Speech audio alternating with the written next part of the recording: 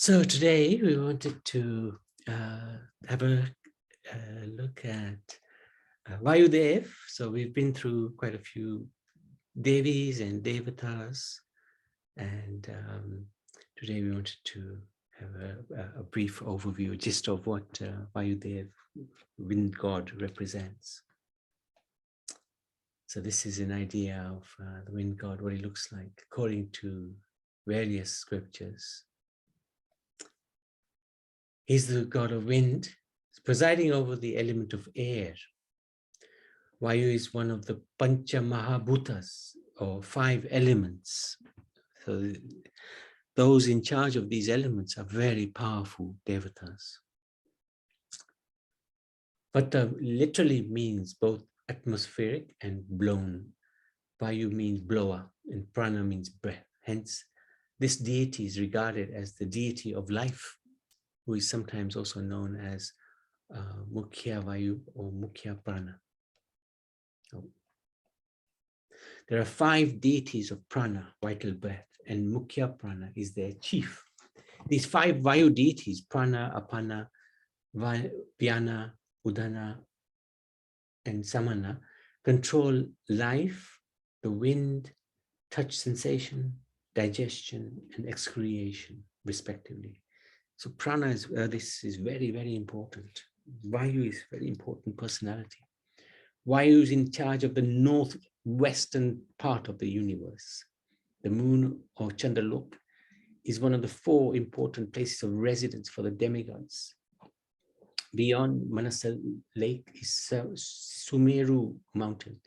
On the eastern side of this mountain is the planet Devadhani, where Indra resides. On the southern side is Samya Mani, where Yamaraj resides. On the western side is the planet Nimlochani, residence of Vayu. And on the northern side is the moon, which is also known as Vibhavari. The Upanishads gives many illustrations on the greatness of Vayu. The Brihadanyak states that the lords who control the bodily functions once engaged in a contest to determine who amongst them is the greatest. The gods who control bodily functions took part in this competition to determine who is the greatest, the strongest, and the most important. One by one, all the deities left the body of a man. But the man continued to live on. The god of vision left the body. The man became blind, but he continued to live on, even though he couldn't see. God of hearing similarly left the man's body, but the man could continue to live on, although he couldn't hear anything, but he still lived. So one by one, the deities all took their turns leaving the body, but the man still continued to live on, though impaired each time one of the deities left his body. Finally, when Mukhya Prana started to leave the body, all the other deities were forced out of the body as well. This caused the other deities to realize that they could only survive and function when empowered by Vayu, and that Vayu can easily overshadow them. So this is the importance of Vayu. In the Vedic scriptures, Vayu is described as to be extremely beautiful, makes a lot of noise as he moves in his bright, shiny coach or chariot, driven by either 2 or 49 or 1,000 white and purple horses. His attribute is a white flag.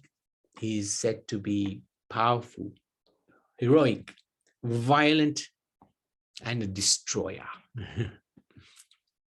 like the other atmospheric deities.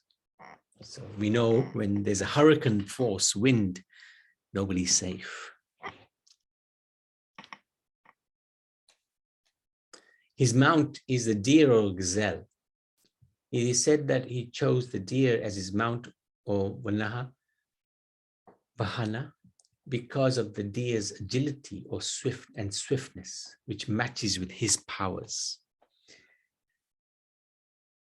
And also Arjuna refers to his powers in the Bhagavad Gita. Chanchalam hi manaha Krishna. It's easier for me. Actually, he says it's easier for Arjuna, it's easier to control the wind than to control the mind. So it shows the power of the mind is even greater than the power of the wind, of Vayu. But anyway, he has wings to travel in the air. and the instrument of touch, along with the sense objects of touch, are his domain. Lord Vayu's abode is said to be a mystical place which goes by the name of Gandhavati. His consorts are Bharati and Swasti, the daughter of Vishwakarma. Vayu controls the air and dries up the water. He's also said to be the king and supreme ruler of the Gandharvas, the celestial beings who live in the forest. He also ruled over the spirits of the mountains who dwell in the foothills of the Mount Meru. Once Vayu had attacked Mount Meru and broken off its summit. Once Narad Muni instigated Vayu to break off the top of Mount Meru. Vayu, being the short-tempered and violent god he is, he started hitting at the top with ferocious gushes of wind and tornado that went on for a year. Garud, the king of the eagles and the mount of Lord Vishnu, ably protected the top of the mountain by spreading his wings and taking the brunt of Vayu's force. After 1 year of this happening, Garud got tired and he relaxed from his position for a while. Narad saw this as a perfect opportunity and asked Vayu to hit the summit with double his might. This time, Lord Vayu, successful in hitting the top and ripping it off, Vayu then threw the top in the sea and it became the island of Lanka, present-day Sri Lanka. Interesting. The Vayu Puran is an ancient scripture which is dedicated to the god of wind, Vayu. It contains 24,000 hymns and shlokas in praise of Vayu. The Vayu Puran talks about various topics. So all of the Puranas have similar sort of topics: creation and recreation of the universe, the measurement of time, the origin of Agni, Varun, and other gods, Daityas, also Rakshasas, Gandharvas, and other celestial beings. The earth also being divided into 7 dweeps, further being divided into the Varshas, and the names and accounts of the 7 ancient netherworlds or Patalas, description of the 4 yugas, the movements of celestial bodies, the solar system, also music, yoga, duties of people belonging to different castes. So Vayu Purana has got quite a variety of subject matters. A lot of these are also in the Bhagavatam and all the other Puranas.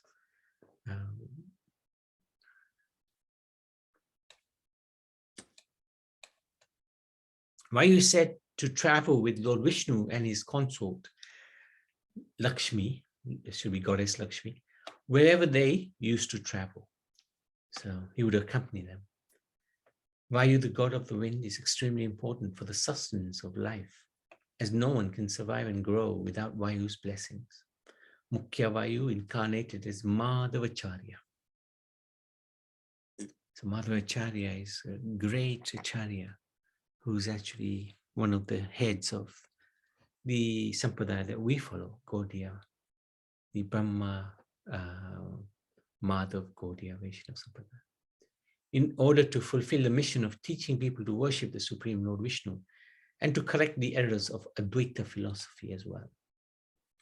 Vayu is the spiritual father of Hanuman. So when Rishya Shringa performed yajna, divine nectar which contained the seed of Lord Shiva was given to the 3 wives of Dashrath, the king of Ayodhya. After consuming it, Ram, Lakshman, Bharat, Shatrugna were born to them. However, one portion of the nectar was carried by Garud in the sky, and Vayu took that portion away from Garud and brought it to Anjana. She drank it and Hanuman was born, who due to Vayu and Shiva was extraordinary. So actually he's known to be also the incarnation, partial incarnation of Lord Shiva and Vayu. Hanuman is known to be. And Hanuman, we know how powerful he was. Once when Hanuman was a small child, he thought of the sun to be a fruit. So he tried to eat the sun itself. Seeing this action, the gods got very scared and thought that he was a demon. So Lord Indra, furious with his antics, attacked him with his Vajra. The Vajra ended up hitting Hanuman and he became unconscious and started falling to the earth. Just at that moment, Vayu caught Hanuman, carried him to a safe place. Seeing the atrocities done by on his son by the gods, by the demigods. Vayu got so angry that he stopped the supply of air and wind in the universe to avenge his son. This resulted in animals and humans being both getting suffocated on the brink of death. Devatas, being helpless in this situation, went to Brahma and told him the whole incident. Brahma, along with the other Devatas, went to Lord Vayu and requested him to let go of the air supply so that everyone could breathe again. He also cured Hanuman. Finally, after a lot of persuading, Vayu allowed air to flow in the universe again. Things were back to the way they were. Hanuman was also granted many boons by the various devatas present there. He grew up to become the strongest and most learned in the universe and helped Lord Ram defeat Ravan and win back his wife Sita. Sometimes Hanuman is also known as Vayuputra or Pavanputra, as he is Lord Vayu's son. Pavanputra Hanuman ki jai. Maharaj Pandu's wife Kunti also invoked Vayu, the demigod of wind, who begot the mighty Beam. Upon Beam's birth, the supernatural voice said, "This child will be the foremost of all strong men." Beam played a great role in the war of Kurukshetra. He utilized his formidable physical power and skill in the Gada Yudh, fighting with the mace, martial art, to fight against the Kauravas. So that's a brief description of Vayu, very powerful Devata, very important Devata as well, who is a great servant of the Lord. Are there any questions or any comments?